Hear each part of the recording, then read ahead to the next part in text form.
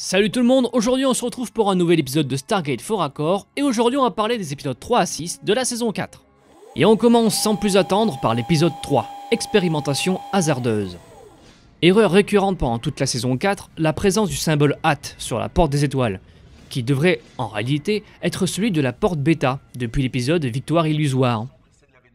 On va parler des mains baladeuses du colonel, rien à voir avec Anise, juste avec cette table ici, où elle change de position sur les champs contre champs. Et encore ici, où sa main se déplace du dessous, aux côtés de la tablette.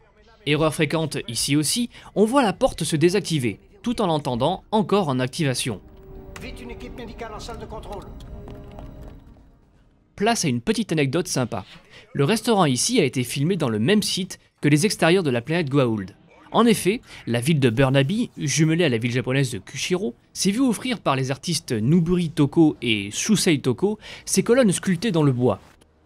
En ce qui concerne les personnages de la série, c'est la dernière apparition de Laura Davis, jouée par Lara Sadiq. On retrouve Sean Reis, qui jouait un commandant Jaffa dans l'épisode Point de vue. Et j'affirme qu'ici, ce sont des doublures. Épisode suivant, Destin croisé. Si ce n'est la disparition de la main de Teal'c sur ce plan, présente pourtant sur le plan précédent, cet épisode est assez léger en fort accord, et en petites anecdotes d'ailleurs. Je pourrais quand même citer la réutilisation de ce plan ici, de l'épisode Les Flammes de l'Enfer, ainsi que la présence de Peter DeLuise, ici, en Tok'ra bousculé. A noter aussi que dans le script original, un des dialogues devait préciser que Teal'c s'était séparé de sa femme, Dreyok. Cependant, ce ne fut pas le cas, et la relation intime que Teal'c a avec Shanok, durant cet épisode, est un adultère. De plus, le final devait être différent, puisque Teal'c voyait sa vengeance assouvie en tuant Tanit à la fin de l'épisode. C'est Brad Wright qui proposa que ce nouveau Nemesis soit gardé de côté pour des épisodes futurs. Dans Diviser pour conquérir, l'épisode contient de nombreux flashbacks, dont une scène inédite de l'épisode Expérimentation hasardeuse. On y voit Daniel voler le Naquadah au Jaffa. On peut remarquer aussi que, chose étrange, c'est la VF de Walter Harriman ici. Mon général Air Force One vient d'atterrir.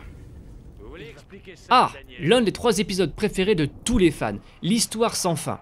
Alors on peut souvent le comparer au film Un jour sans fin avec Bill Murray, mais sachez tout de même que ce n'est pas la première inspiration. En effet, au tout départ, l'intrigue devait développer la civilisation disparue, touchée par une mystérieuse maladie, et SG-1 se retrouvait bloqué avec elle dans ses boucles temporelles. Cependant, l'épisode était jugé trop pessimiste, et on lui préféra une version plus légère. Je suis d'accord.